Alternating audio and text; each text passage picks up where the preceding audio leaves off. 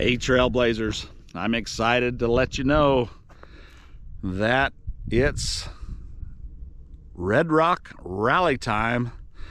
We are down in Moab. We got here a few days early to get to the Red Rok Rally. It's going to be a great time. There's going to be a lot of people here. We're going to have a lot of fun.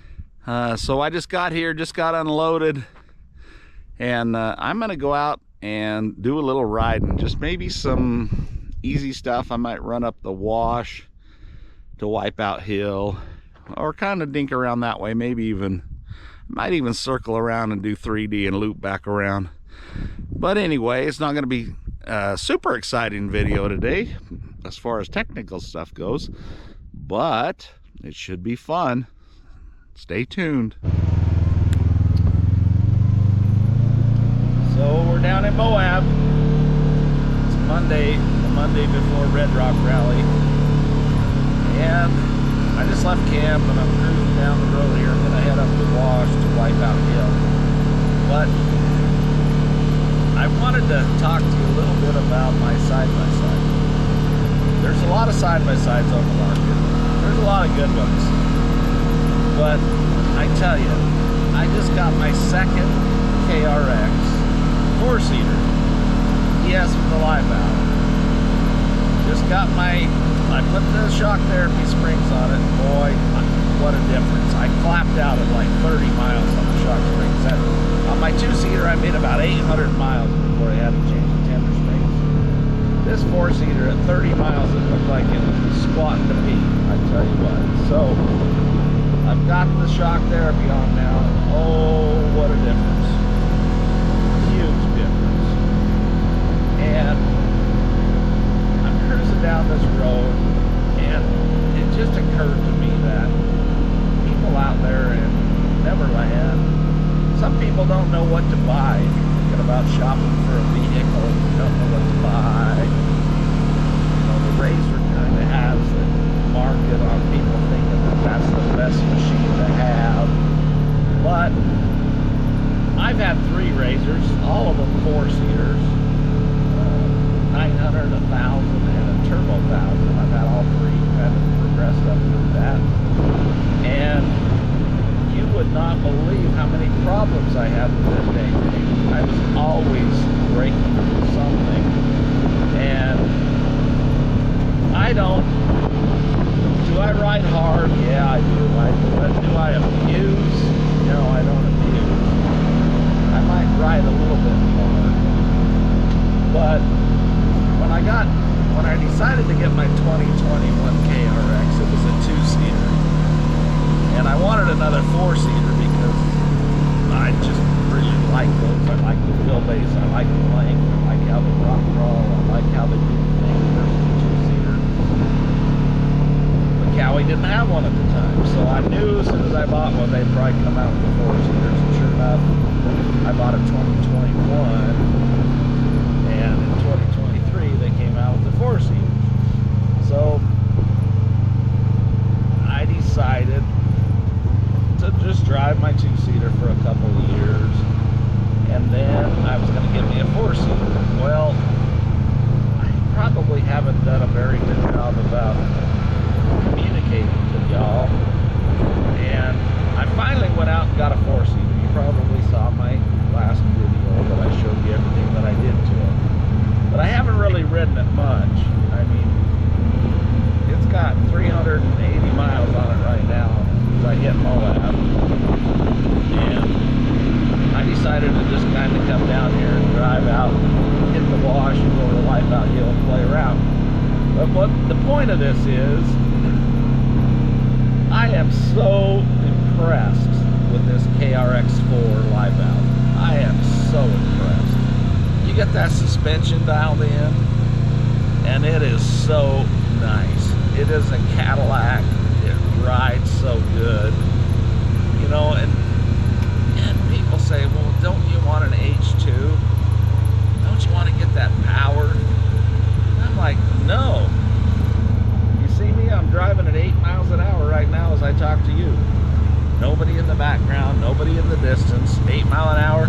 I love to just puddle along and see the sights and look at the canyons and look at the trail and look at put all the stuff. I don't need 250 horsepower to blow me across the sand dunes.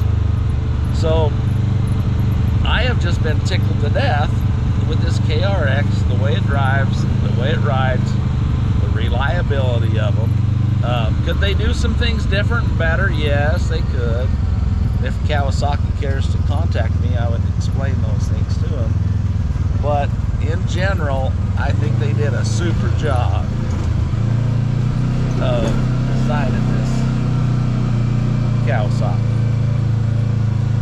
Somebody coming behind me there. Jeep.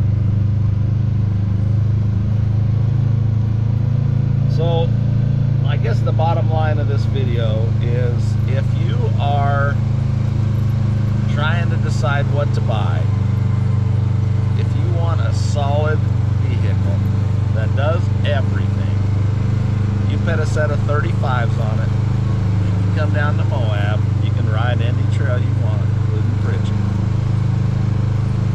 Rear steer, I'm not sure, but all of the other trails you can come ride without worrying about, am I gonna make it?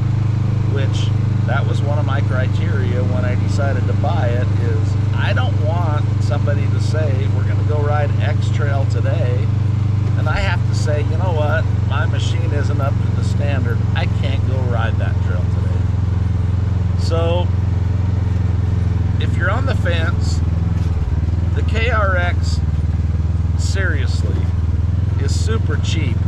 They are one of the cheapest new side-by-sides out there that you can buy, that you can make just one of the best dang overall trail machines slash side-by-sides you can get. And just, if you're on the fence, just do it. Spend the money, go buy it. And if you do, you can see country like this. I mean, you can be out just cruising, slowly going, seeing some of the prettiest sights that you can see. This is my favorite machine that I have ever owned, which is a stretch because I've owned a lot of machines. I've owned dirt bikes, four-wheelers, side-by-side, everything in between, and this is my favorite machine. So, I guess bottom line, folks, like Nike says, just do it. So I'm going up this wash, and they come to the gate there, and I just want to let everybody know that the rule of thumb is, if you come up to a gate and it's closed, you open it, go through and leave it closed. If you come up to a gate and it's open, you come up and leave it open. You don't close it. But when there's a sign over there like this has, that basically says close the gate, the people in front of you might not have closed it, but you need to follow those signs to make sure you close the gate, because you don't want these cows to get out of here. So as you look at this beautiful canyon that we're coming up, this is truly just, I just love this as an easy ride that's just beautiful, that you can look at and see. There's water in here. There's no water in Utah this year, but as you can see, there's water in here. It's cool at the bottom of the wash. It's like 83 degrees today, but just absolutely perfect out here. But just follow those rules on those gates. And if you haven't ridden out here, you gotta come do it. I mean, this literally is one of the best, in my opinion, with all of the trails that are here, one of the best places in the world to come and ride and see these different trails and to see this beautiful country. So if you have not done Moab and it's been on your bucket list, just, I don't care if you plan it next year, the year after that, but at least get it on the calendar, at least get it planned, because you're going to have such a blast when you come out. It is just so incredible.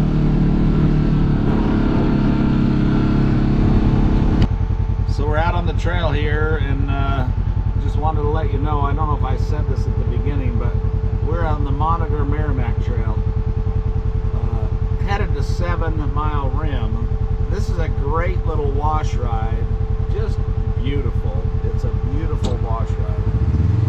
Come out and hit the M&M Trail, monitor Merrimac, go over to Wipeout Hill, and go up to 7 Mile Rim. It's not a hard trail. It's pretty easy. I mean, I think it's 7.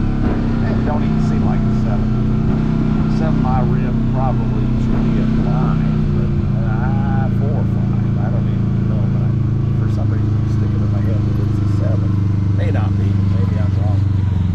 But it is just beautiful up here, and as it's mid to late April 2026, as the sun starts to come out and this country starts to warm up, it is just amazing how the temperature is down here.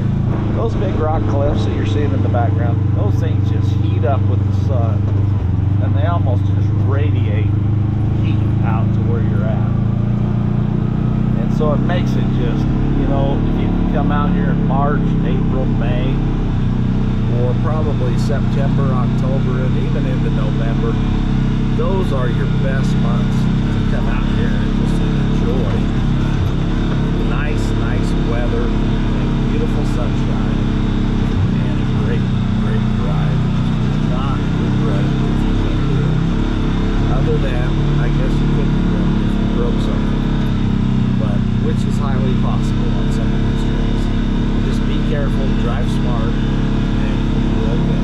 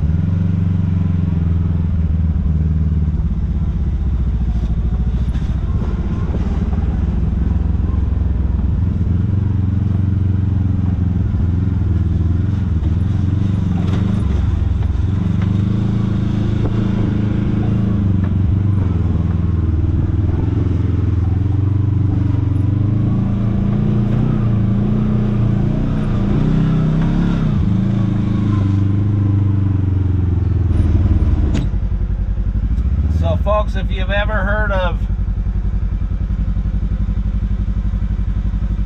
Determination Towers in Moab, this is Determination Towers. I'll get a close-up of it as we get on the other side. This is a cool spot out here.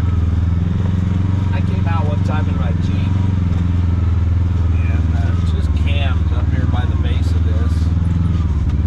And spent a couple of days just camped here. It's just peaceful, quiet.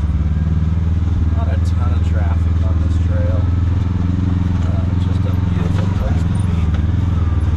But make sure you see Determination Towers. Cool spot. So that's a view of Determination Towers from the east side. Cool spot. I mean, look at that rock. Just imagine.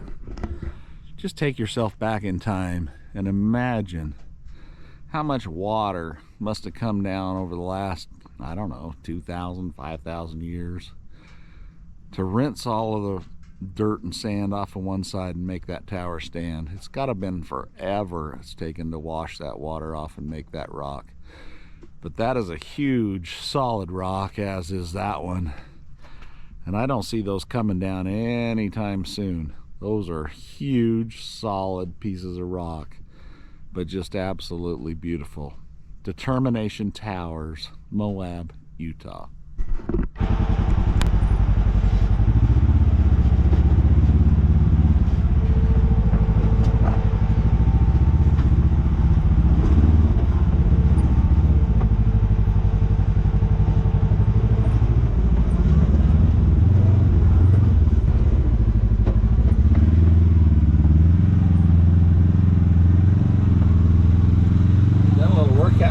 Like lights over here don't go that way. I guess it's okay.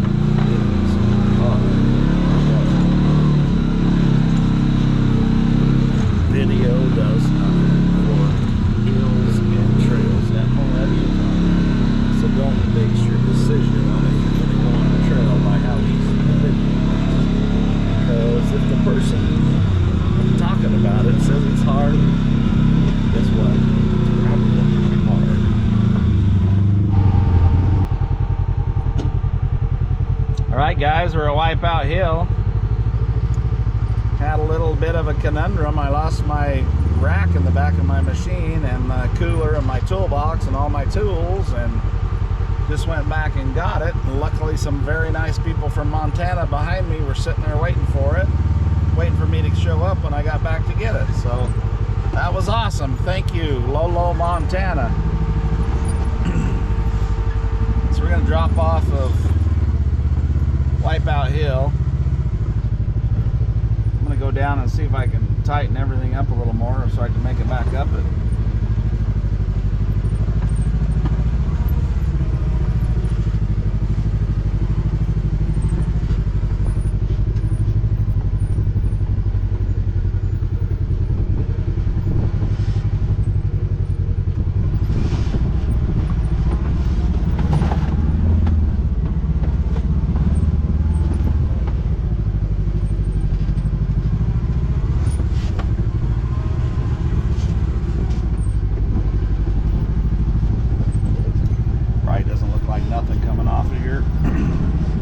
But it's steep.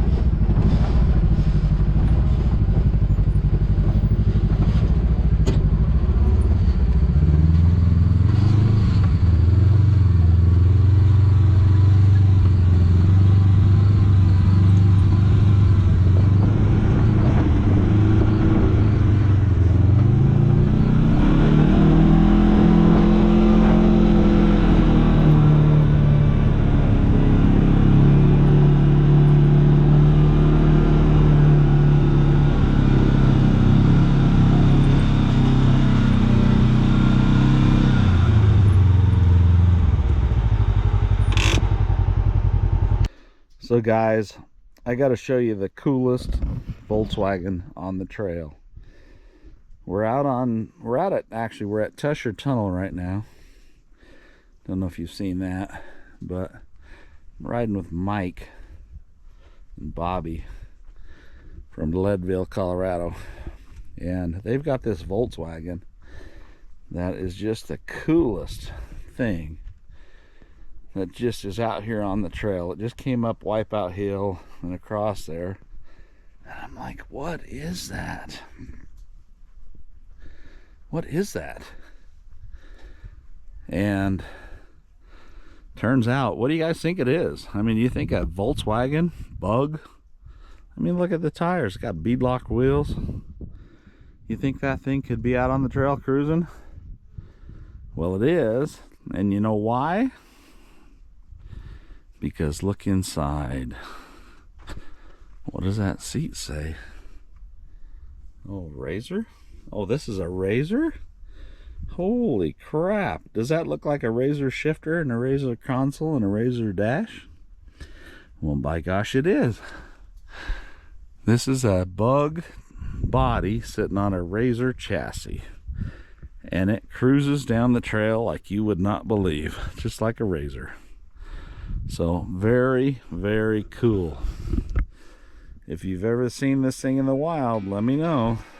But that is a great way to cruise.